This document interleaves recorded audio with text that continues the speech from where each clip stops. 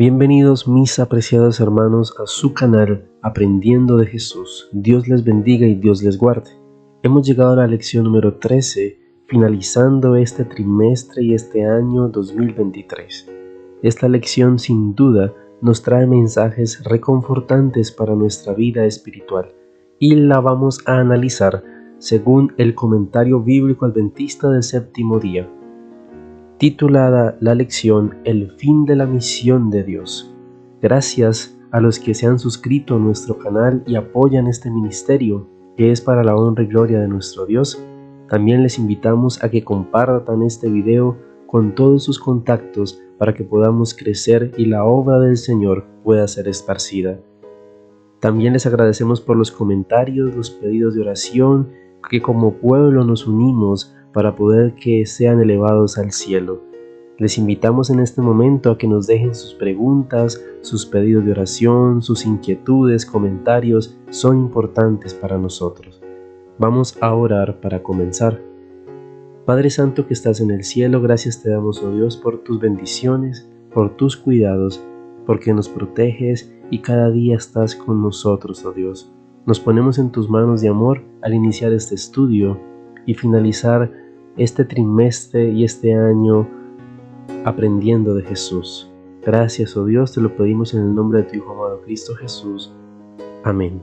El campo es el mundo. Nosotros sabemos esto mucho mejor que los propios discípulos, quienes recibieron personalmente la orden de predicar el Evangelio a toda criatura. Todo el planeta es un vasto campo misionero, y aunque hayamos estado establecidos en la verdad desde hace mucho tiempo, deberíamos animarnos con el pensamiento de que los territorios a los cuales la verdad tuvo dificultades para penetrar ahora están abiertos. Cada iglesia debería buscar cuidadosamente la manera de crecer en celo y en actividad. Todos deberían orar para que la indiferencia que ha sido motivo para que hombres y recursos no sean empleados en el servicio de la obra se elimine para que Cristo pueda habitar en cada creyente. Por amor a nosotros se hizo pobre a fin de que mediante su pobreza podamos ser enriquecidos.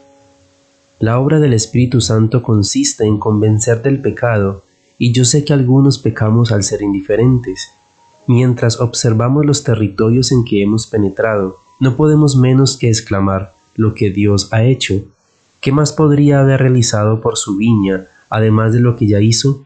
Proveyó su rica gracia a fin de concedernos el poder divino para hacer avanzar su obra.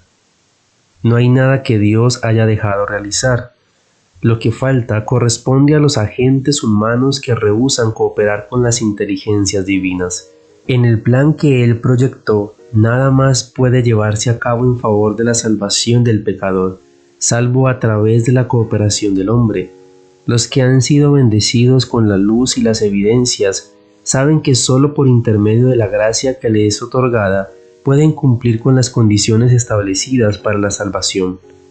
También son conscientes de que los que rehúsan hacer su parte serán culpables de su propia destrucción. En esos casos podemos decir que Cristo murió en vano. ¿Quién es responsable por la pérdida de los que no conocen a Dios por falta de oportunidad de haber escuchado los fundamentos de nuestra fe? ¿Qué culpabilidad tiene la Iglesia con relación al mundo que perece sin conocer el Evangelio, a menos que haya un mayor renunciamiento propio por parte de los que dicen creer la verdad y que se practique una mayor fidelidad en la devolución de los diezmos y ofrendas que deben ser depositados en la tesorería, y a menos que se hagan planes mucho más amplios que los que se han estado realizando? No estaremos cumpliendo con la comisión evangélica de ir a todo el mundo para predicar a Cristo a cada criatura. El comentario bíblico adventista sobre Apocalipsis nos dice: revelación o descubrimiento. La revelación de Jesucristo puede considerarse como el título que Juan le dio a este libro. Este título niega categóricamente el concepto de que el Apocalipsis es un libro sellado y por lo tanto no puede ser entendido. Contiene un mensaje que Dios se propuso que sus siervos en la tierra debían oír y guardar, y no podrían hacerlo a menos que primero lo entendiesen. De Jesucristo. Tanto en griego como en el español, estas palabras pueden significar que el Apocalipsis es una revelación que se origina en Jesús o que Él revela a Él. El contexto parece implicar que la primera interpretación es en este caso lo principal, porque es la revelación que Dios le dio para manifestar a sus siervos. Al mismo tiempo, debe recordarse la verdad del segundo significado, porque este libro revela a Jesús en su obra celestial después de su ascensión. En este sentido, el Apocalipsis en realidad complementa a los Evangelios. Estos registran el ministerio de Jesús en la tierra. El Apocalipsis revela su obra en el plan de la redención a partir de ese tiempo, que deben suceder pronto. El pensamiento de que los diversos acontecimientos predichos en el libro del Apocalipsis debían suceder en un futuro cercano se declara específicamente 7 veces. Las cosas que deben suceder pronto, el tiempo está cerca, y aquí, o ciertamente yo vengo pronto. También hay referencias indirectas a la misma idea. La respuesta personal de Juan a estas declaraciones del pronto cumplimiento del propósito divino fue: Amén, sí, ven Señor Jesús. Por lo tanto, el concepto de la inminencia del regreso de Jesús se halla explícito e implícito a través de todo el libro. La segunda venida de Cristo es el gran acontecimiento culminante del antiquísimo conflicto entre el bien y el mal, que comenzó cuando Lucifer puso en tela de juicio el carácter y el gobierno de Dios. Las declaraciones en el Apocalipsis y en otros pasajes bíblicos respecto a la inminencia del retorno de Cristo deben entenderse dentro de los límites de este gran conflicto. Dios podría haber aniquilado con toda justicia a Lucifer cuando con obstinada impenitencia persistió en su rebelión, pero la sabiduría divina difirió la exterminación del mal hasta que la naturaleza y los resultados del pecado se hiciesen plenamente visibles para los habitantes del universo. En cualquiera de los diversos momentos cruciales de la historia de este mundo, la justicia divina podría haber pregonado: hecho está, y Cristo podría haber venido para inaugurar su reino de justicia. Hace mucho tiempo que podría haber culminado sus planes para la redención de este mundo, así como se ofreció a Israel la oportunidad de preparar el camino para el reino eterno de Dios en la tierra cuando ese pueblo se estableció en la tierra prometida, y nuevamente cuando volvió de su destierro en Babilonia. Así también le dio a la Iglesia de los tiempos apostólicos el privilegio de completar la comisión evangélica. Otra oportunidad semejante llegó con el gran despertar del segundo advenimiento en el siglo XIX. Pero en todos estos casos, el pueblo escogido de Dios no supo aprovechar la oportunidad que le fue ofrecida con tanta bondad. El movimiento adventista, animado por el consejo inspirado, esperaba que Cristo viniese muy pronto después de 1844. Cuando Jesús aún no había aparecido a fines del siglo, se recordó repetidas veces a los creyentes adventistas que el Señor podría haber venido antes de ese tiempo. Cuando se le pidió a Elena G. de White que explicara por qué el tiempo había continuado más de lo que sus primeros testimonios parecían indicar, respondió: ¿cómo es el caso del testimonio de Cristo y de sus discípulos? ¿Estaban engañados? Los ángeles de Dios en sus mensajes para los hombres representan el tiempo como muy corto. ¿Pero ha fallado la palabra de Dios? Nunca. Debe recordarse que las promesas y las amenazas son igualmente condicionales. Por lo tanto, es claro que aunque la segunda venida de Cristo no depende de ninguna condición, las repetidas declaraciones de las Escrituras de que su venida era inminente estaban condicionadas por la respuesta de la Iglesia a la exhortación de que terminara la obra de predicar el Evangelio en su generación. No ha fallado la palabra de Dios que declaró hace siglos que el día de Cristo se acerca. Jesús hubiera venido muy pronto si la Iglesia hubiese hecho la obra que se le encomendó. La Iglesia no tenía derecho a esperar a su Señor porque no había cumplido con las condiciones. De modo que las declaraciones del ángel del Apocalipsis a Juan respecto a la inminencia del regreso de Cristo para poner fin al pecado deben ser entendidas como una expresión de la voluntad de Dios y de su propósito. Dios nunca ha pensado en demorar la consumación del plan de salvación. siempre ha expresado su voluntad de que el regreso de nuestro Señor no se tarde mucho. Estas declaraciones no deben entenderse en términos de la presencia de Dios, de que habría una demora tal, ni tampoco a la luz de la perspectiva histórica de lo que en realidad ha sucedido en la historia del mundo desde ese tiempo. Es verdad que Dios sabía de antemano que la venida de Cristo sería demorada unos 2000 años, pero cuando envió sus mensajes a la Iglesia por intermedio de los apóstoles, expresó esos mensajes en términos de su voluntad y de un propósito respecto a dicho acontecimiento, para que su pueblo estuviese informado de que, en la providencia divina, no había necesidad de una demora. Por consiguiente, las 7 declaraciones del Apocalipsis respecto a la proximidad de la venida de Cristo deben entenderse como una expresión de la voluntad y el propósito de Dios, como promesas expresadas condicionalmente y no como declaraciones basadas en el conocimiento previo de Dios. En este hecho debe hallarse sin duda la armonía entre los pasajes que exhortan a estar preparados para la pronta venida de Cristo y aquellos periodos proféticos que revelan cuán distante se halla en realidad el día de nuestro Señor Jesucristo. El que lee, sin duda, es una referencia en primer lugar a la persona que se escogía en la iglesia antigua para leer en público los escritos sagrados. Juan anticipa la lectura pública del libro que ahora dirige a las 7 iglesias que están en Asia, en la presencia de los miembros reunidos de cada congregación. Esta práctica cristiana refleja la costumbre judía de leer la ley y los profetas en la sinagoga cada sábado. La orden implícita de que se leyera el Apocalipsis en las iglesias de Asia sugiere que sus mensajes eran aplicables a la iglesia en los días de Juan. Los que oyen, o sea, los miembros de iglesia. Nótese que hay solo un lector en cada iglesia, pero hay muchos que oyen lo que se lee. La bendición que acompañaba la lectura del Apocalipsis en las 7 iglesias de la provincia romana en Asia pertenece a todos los cristianos que leen este libro con el deseo de comprender más perfectamente las verdades que allí se registran. Esta profecía. La evidencia textual establece el texto de la profecía. Algunos sugieren que Juan pide aquí específicamente que se le dé igual importancia y oportunidad a la lectura del Apocalipsis como a libros proféticos del Antiguo Testamento, los cuales se leían en la sinagoga cada sábado. Aunque la palabra profecía, como se usa en la Biblia, se refiere a un mensaje específico de Dios, sea cual fuere su naturaleza, el libro de Apocalipsis puede ser llamado acertadamente una profecía en el sentido más estricto porque es una predicción de acontecimientos futuros. Está cerca.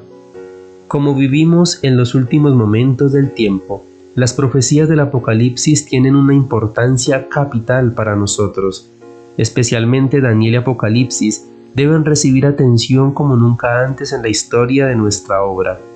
Los solemnes mensajes que en el Apocalipsis se dieron en su orden deben ocupar el primer lugar en el pensamiento de los hijos de Dios. Al libro de Daniel se le quita el sello en la revelación que se le hace a Juan, mientras que el libro de Daniel presenta a grandes rasgos los sucesos de los últimos días. El libro de Apocalipsis da vívidos detalles acerca de dichos sucesos, de los cuales ahora se declara que están cerca. Traspasaron. La afirmación de Apocalipsis 1:7 claramente implica que los responsables de la muerte de Cristo serán levantados de entre los muertos para presenciar su venida en gloria. Durante su enjuiciamiento, Jesús advirtió a los dirigentes judíos en cuanto a este temible suceso. Lamentación. Literalmente se cortarán, referencia a la costumbre antigua de cortar o herir el cuerpo como señal de tristeza. En sentido figurado, como aquí, describe el dolor más bien que la acción física de herirse el cuerpo. Refleja el remordimiento que se apoderará de los impíos. Primera de Pedro 2, versículo 9. Los que continuamente están criticando quizá parezcan estar constantemente ansiosos e interesados en el bienestar de otros. Puede parecer que están activamente ocupados en una buena obra, pero su obra es positivamente dañina y no es considerada por el Señor como si tuviera algún valor. Por doquiera se propaga un se dice. Mediante oscuras sugestiones otras mentes quedan llenas de sospechas y de desconfianza. Se crea un desasosiego. Los que han prestado atención a un se dice, rememoran algo que han observado en sus hermanos que podría haber sido malo, y se da importancia a algo que no merece ser tenido en cuenta. Estas palabras aparentemente inocentes echan largas y firmes raíces en la mente de los que oyen y se producen un daño incalculable. Se siembran semillas de amargura, malas sugestiones se inflaman en el corazón humano y la semilla brota para dar una abundante cosecha. El enemigo de todo lo bueno pone en marcha una objetada obra misionera de esta clase. Uno que profesa estar trabajando para Cristo es tentado por Satanás para que indague en las mentes de otros y pregunte qué opinión tienen de palabras que han sido pronunciadas. En esa forma se siembran suspicacia y envidias en muchos corazones. Si los que llevan a cabo esta obra misionera pudieran ver cómo es considerada por el Señor del cielo, si por un día pudieran rastrear el curso de su obra y pudieran ver sus funestos resultados, se arrepentirían. Hacer el bien a todos, cumplir fielmente deberes en el hogar, dedicar nuestro tiempo a comparar nuestra vida con la de Cristo, orar en procura de una mente humilde y santificada. Esta es la obra misionera que el Señor pide que hagamos. Los ángeles del cielo no pueden actuar con el ser humano que siembra las semillas de disensión y contienda, pero los malos ángeles lo acompañan donde quiera. El comentario bíblico adventista sobre Apocalipsis 14 nos dice: guardan los mandamientos de Dios. Esta declaración es muy significativa por el contexto en que se halla. El mundo, cautivado por los engaños de Satanás, se inclinará delante de la bestia y su imagen, y cumplirá sus dictados y decretos, pero los santos se negarán a cumplir sus exigencias porque guardan los mandamientos de Dios. El asunto crucial del conflicto será el cuarto mandamiento de la ley de Dios. Los cristianos concuerdan en términos generales en cuanto al carácter obligatorio de los otros 9 mandamientos, pero a principios de la era cristiana se comenzó a poner a un lado el sábado, 7º día de la semana, y a sustituirlo por la observancia del primer día de la semana como día de culto. Los cristianos que observan el domingo presentan diversas razones por las cuales observan el primer día de la semana en lugar del 7º, y por qué se sienten autorizados para despreciar las exigencias del mandamiento original. Algunos afirman que los 10 mandamientos fueron abolidos junto con todas las leyes ceremoniales del Antiguo Testamento. Otros sostienen que el elemento temporal del cuarto mandamiento es ceremonial, pero que la orden de observar un día en 7 es una obligación moral. Estas opiniones no se basan en las Escrituras. El punto de vista de la Iglesia de Roma es que ella transfirió el carácter sagrado de un día al otro por autoridad divina. Pero los protestantes no pueden aceptar esta posición, porque la Biblia y solamente la Biblia es su regla de fe. El asunto llegará a su punto culminante cuando Babilonia la Grande se imponga sobre el Estado para que éste haga de la observancia del domingo un asunto de ley civil, obligatorio, y decida castigar a todos los que no la obedezcan. Este es el conflicto que se describe en Apocalipsis 13, 12 y 17. Apocalipsis 21, 1 al 4 nos dice, según el comentario bíblico: nuevo, en calidad o en contraposición con lo que está gastado o arruinado. La palabra nuevo aparece 2 veces en este versículo, y en ambas es traducción del griego kainos, que también se traduce como nuevo en el Nuevo Testamento. Se refiere a algo nuevo en el tiempo. Con esta palabra, Juan quizá quiso destacar que los cielos nuevos y la tierra nueva serán creados con los elementos purificados de los cielos antiguos y de la antigua tierra, y que por lo tanto serán nuevos en calidad, diferentes. Los cielos nuevos y la tierra nueva son, pues, una recreación, una formación nueva hecha en elementos que consisten y existen, y no en una creación de la nada. Pasaron. En lo que se refiere a su condición anterior desfigurada, Lo que era perfecto cuando salió de las manos del Creador, que fue calificado como bueno en gran manera, ha sido terriblemente desfigurado por el pecado, y no puede permitirse que continúe así a través de la eternidad. El mar ya no existía más, es decir, los mares como los conocemos ahora no existirán en la nueva creación. Algunos insisten que este mar simboliza pueblos, naciones o lenguas, pero si así fuera, entonces los cielos y la tierra necesariamente tendrían que ser también simbólicos. Juan simplemente está afirmando que los cielos, la tierra y los mares ya no existirán como los conocemos ahora. Versículo 2. La Santa Ciudad. En la antigua Jerusalén estaba el templo, donde Dios podía manifestar su presencia a su pueblo, como lo había hecho desde la puerta del tabernáculo en el desierto. La ciudad de entonces fue descrita como santa, pero con el transcurso del tiempo de la degradación espiritual del pueblo de Dios, llegó a ser tan grande que Jesús calificó el templo de cueva de ladrones y predijo la caída de la ciudad. Pero Dios promete ahora una nueva clase de Jerusalén, la cual Juan describe como la Nueva Jerusalén. Una gran parte del sufrimiento y la angustia de la vida es el resultado del dolor que nos acosa, pero el dolor será completamente eliminado de aquel hermoso mundo del mañana. Por tanto, tomad la armadura de Dios para que podáis resistir en el día malo, y habiendo acabado todo, estar firmes. Efesios 6:13. Todo aquel que pronuncia el nombre de Cristo, lea reiteradamente este versículo para luego preguntarse: ¿estoy vestido con toda la armadura de Dios para ser un exitoso colaborador de Cristo? Cuanto más nos conozcamos, cuanto más investiguemos nuestros motivos y deseos, tanto más conscientes seremos de nuestra total incapacidad de pelear la batalla del Señor con nuestras propias fuerzas. Afirmen sus corazones en la certeza de que Dios conoce todas las pruebas y dificultades que encontrarán en la lucha contra el mal, pues Dios es deshonrado cuando alguien minimiza su poder hablando de incredulidad. Este mundo es el gran campo de labor de Dios. Él ha comprado con la sangre de su unigénito Hijo a todos los que moran en Él, y tiene la intención de que su mensaje de misericordia se difunda en todas partes. Los que han recibido esta misión serán probados, pero siempre deberán recordar que Dios está cerca para fortalecerlos y sostenerlos.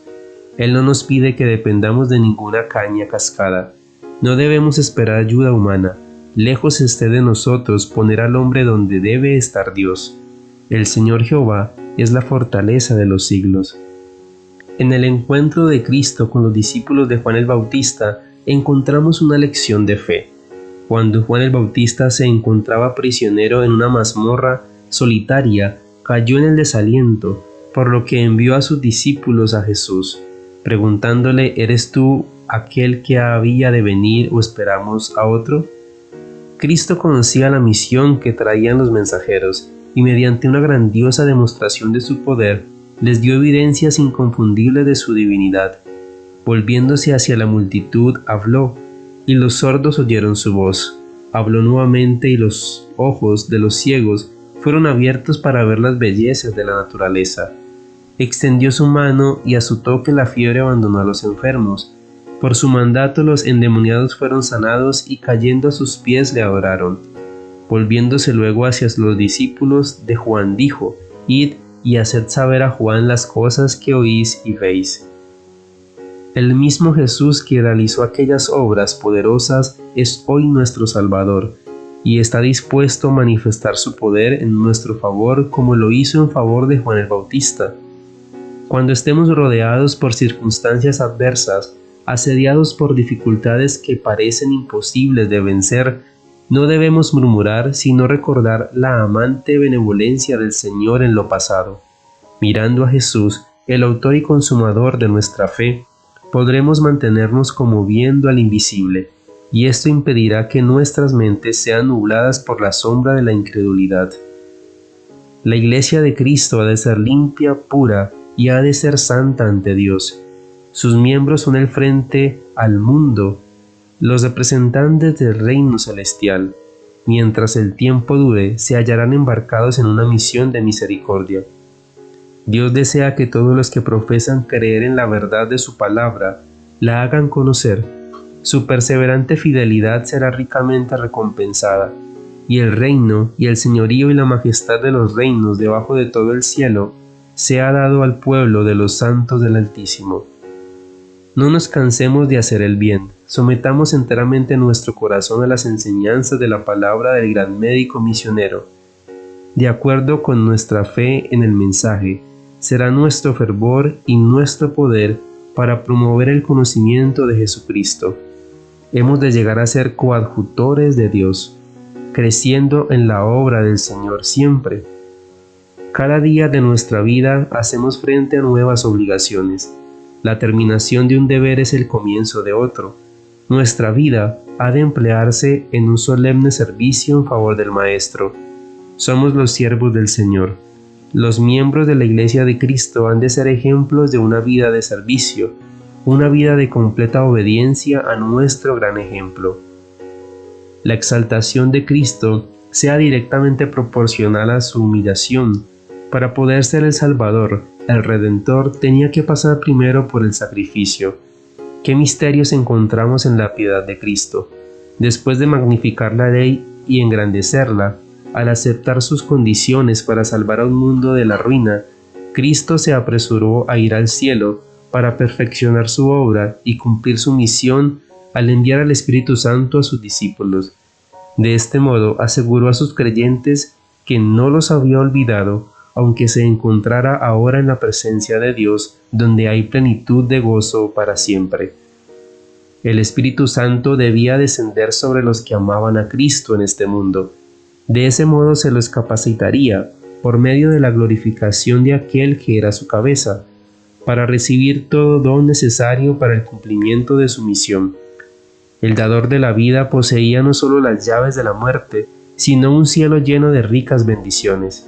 Todo el poder del cielo y de la tierra estaba a su disposición, y al tomar su lugar en las cortes celestiales podía prodigar esas bendiciones a todos los que lo recibieran. Cristo dijo a sus discípulos: «Os conviene que yo me vaya, porque si no me fuese, el Consolador no vendría a vosotros, mas si me fuere, os lo enviaré». Este era el mayor de los dones. El Espíritu Santo descendió como el tesoro más precioso que el hombre podía recibir. La Iglesia fue bautizada con el poder del Espíritu. Los discípulos fueron preparados para salir y proclamar a Cristo primero en Jerusalén, donde se había llevado a cabo la vergonzosa obra de deshonrar al verdadero Rey, y a partir de allí debían ir hasta los confines de la tierra. Cuán plenas y amplias son las bendiciones que se derraman sobre los que quieren acudir a Dios en nombre de su Hijo. Si están dispuestos a cumplir las condiciones señaladas en su palabra, les abrirá las ventanas de los cielos y derramará sobre ellos bendición hasta que sobreabunde. Si el pueblo de Dios está dispuesto a santificarse mediante la obediencia a sus preceptos, el Señor obrará en sus medios, regenerará a las almas humildes y contritas para que sus caracteres sean puros y santos. Gracias te damos, oh Dios, por enseñarnos este mensaje, para que podamos cada día entender el propósito de tu misión, que podamos también comprender las Sagradas Escrituras y compartirlas con los demás. Te pedimos, oh Dios, por las personas que han escuchado este mensaje,